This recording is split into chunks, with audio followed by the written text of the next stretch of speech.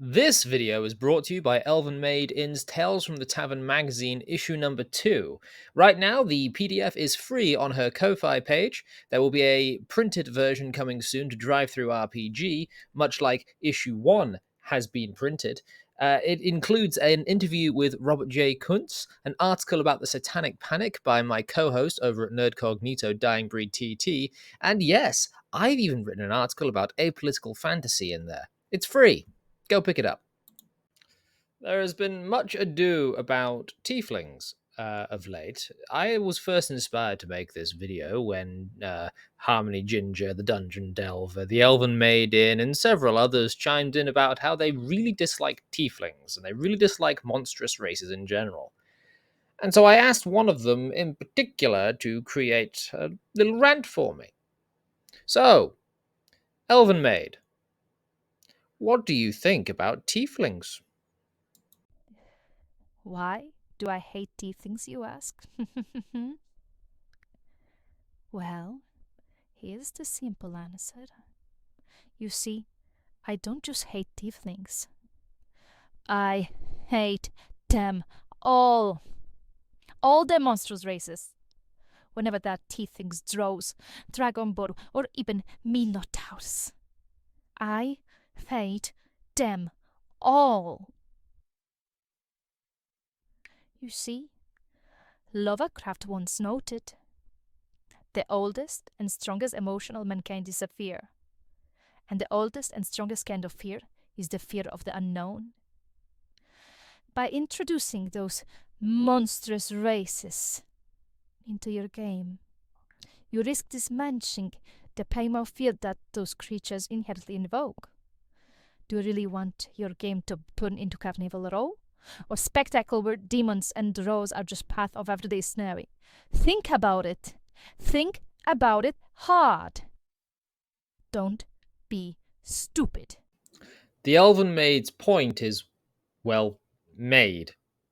This comic from Dungeons and Doodles by Doodle Poodle sort of gives another view to the same issue, and that is that monstrous races, of which tieflings tend to be the most popular, are not as uncommon as one might think. They're viewed as some sort of customization option rather than a character trait. Indeed, you can see that there is a couple of tieflings in the back there saying there aren't enough corners for them all to brood in. You'll notice, especially in the middle panel, that the human fighter is being scolded for being plain and boring and unoriginal, despite the fact that she is the only human fighter there. This sort of falls over the tropes of a character needing to look unique in order to be interesting. Indeed, having a skirt as a female fighter is disparaged here, though the female player is in some sort of bulge thong. You may play what you may play, of course, but the point is made that tieflings are somewhat overdone to the point of being nonsensical, considering that a tiefling is supposed to be the result of a demonic bloodline, an infusion of evil, something to be feared. And yet, rather than that, we have this sort of new art amongst the new Dungeons and Dragons 2024 material. They have ceased to be these outlying outcasts. They are now instead some rainbow mirage of, well, this looked cool in the character creator. And so I would like to try and reclaim the tieflings. And I have just the way to do it. The young boy ran through the forest. His heart pounded in his ears. The beast was on his heels. He tripped, rolled, and landed in the roots of an old tree. The thing towered over him, hulking, yellow eyes ablaze, beak snapping. And then, like a bolt from the blue, a warrior stepped into frame. He slashed at the beast with his sword, drove it backward, only for the thing to clamp its massive arms around his shield, pick him up, and throw him clear. The beast walked up to the boy and the warrior, his helmet gone, stubs of horns on her face, jumped upon its back, and with a cry to some god, drove her sword into its spine. She breathed heavily, and the boy saw now a spined and pointed demonic tail where her cloak had once hidden it. She turned. Her eyes, they were red. They glowed. He screamed, picked himself up, and fled his rescuer. Quest let him go. She knew there were no more things to chase. She sighed. She knelt. Bahamut, if you would hear me, please grant me redemption. Quest Redemption is a tiefling fighter, not a paladin, at least not as of yet. She was born to two human parents, both of whom were devout religious individuals, but further in their ancestry, on one or either side, someone made a pact with a devil or a demon or some other infernal being. Many centuries hence, it resulted in the birth of Quest. Now, you might think it's somewhat on the nose that this woman would take the name Quest Redemption. However, in the Player's Handbook for 5th edition, tieflings often take names of things they wish to embody, and they put aside whichever birth name they were given, if they had one at all, until it is achieved. In Quest's case, she wishes to redeem not only herself, but also the ancestor that has cursed her to be such. She enrolled into a knightly order, in this case one dedicated to Bahamut, and goes around slaying monsters and saving innocents who don't like her. She hides her gender because a woman wielding a sword is something that is not expected. At least that's how I'm choosing to write this character, as it's another hurdle for her to overcome. When she prays to Bahamut, her demonic blood burns, and the demon that holds her soul whispers atrocious things into her ears. Quest's entire character arc is to overcome her demonic heritage, to try and become human, and to become a fully fledged paladin. Now, why do I think this is compelling?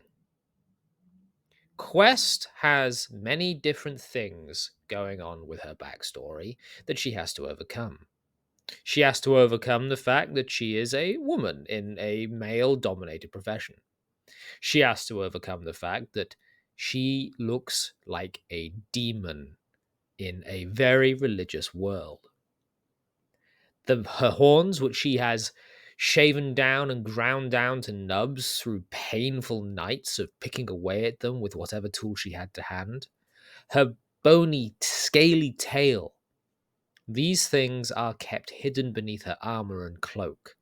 The claws on her hands and feet, under gauntlets and armored boots. And so she quests. And so she disguises her true nature. For when it is revealed, those that she would seek to protect are repulsed. Note how the choice of tiefling is not an aesthetic choice. It is not there for mechanical reasons. It is not there because it is more interesting than human. It is her character traits, the burning desire for redemption, the need to protect others, and the want to be accepted that make this an interesting character. The horns, the eyes, the tail, the pointed ears are all byproducts of this process of character creation. It's a similar thing for Dragonborn. A Dragonborn wandering into a village in the far north of the Sword Coast near Icewind Dale would be a rare sight indeed, and would probably cause some panic, as people mistook him for a half-dragon.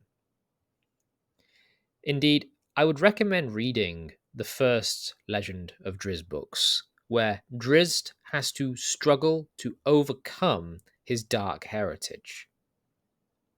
I was on Wick TV's channel a little while ago, and I had to really explain the fact that the racial prejudices in these worlds exist for a reason. They exist because the majority of the time, people looking like this mean you harm in these fantastical worlds. It can be used to create incredibly in-depth characters. Now, at this point in the video, if you've not liked and subscribed, please do. And if you're wondering when I'm going to start talking about why tieflings are woke, well, you've been bamboozled. This is actually a writing video. On a more broad point, you may take this. Monstrous races, despite the fact they are overdone by the modern player, in my humble opinion, can be very, very useful to the Dungeon Master for creating NPCs. I myself ran my most successful campaign having banned exotic races from my players. They were not allowed to play tieflings or dragonborn or such things. If a player decides they wish to play a tiefling, they wish to play a drow, then they must expect to have social consequences in the world in which I am running. Because the Dungeon Master's job is to simulate a fantasy world in which the characters live. Racial prejudice is a very real thing in these fantastical worlds. A half-orc is likely the result of something quite violent. An orc coming over the hill and looking at your village is cause to gather the militia, because there's going to be more coming.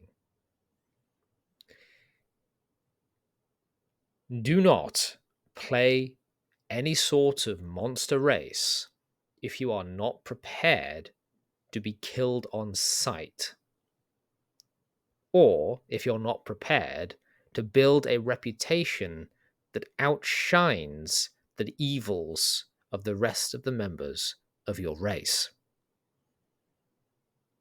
Oh, and do have fun. I have been Jack the Lost Scholar. If you've enjoyed this, please do share it about. It helps me a lot. I wanted to do a lot of different edits and all the rest of this sort of other stuff for this video, but I honestly do not have that talent. And I just wanted to get this off of my chest because I like tieflings. I like drow. I think they can be incredible characters. But they have to be approached with some gravitas, some respect, and a very sort of somber and heavy heart, in almost a liturgical way. As I said, I have been the Lost Scholar, chronicler of the Northlands. Thank you for watching. Goodbye.